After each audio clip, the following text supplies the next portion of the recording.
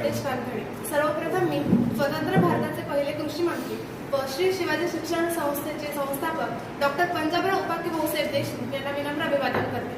मी श्री मन्नालाल गुप्ता विद्यालय चांदूर रेल्वे येथे इयत्ता 8वीमध्ये शिकते। इयत्ता 8वीमध्ये NMMS या परीक्षेमध्ये मी पात्र झालेली आहे व यामागे माझ्या शाळेतील शिक्षकांचे महत्त्वपूर्ण योगदान आहे।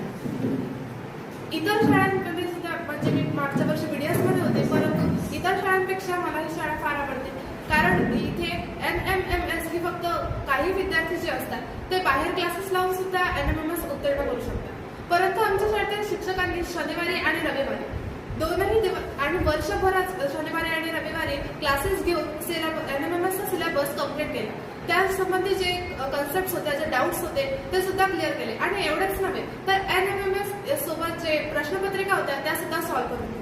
माझ्या मते मन्नालालमध्ये फक्त आमच्या शाळेपुरतच नव्हे तर इतर शाळा सुद्धा यामध्ये सहभागी होत्या। त्यानंतर मी शाळेमध्ये ही क्लासेस शनिवारी आणि रविवारी दररोज अटेंड केले आणि अभ्यास म्हणजे फक्त ताण घेऊन अभ्यास केला नाही, म्हणजे आता आपल्याला करावा लागतो अभ्यास म्हणून करायचा असं नाही, तर स्वतःच्या इच्छेने केला आणि त्यामध्ये मला माझ्या शाळेतील शिक्षकांचे महत्त्वपूर्ण योगदान लाभले। त्यानंतर माझ्या आईने सुद्धा यामध्ये महत्त्वपूर्ण योगदान दिले आहे।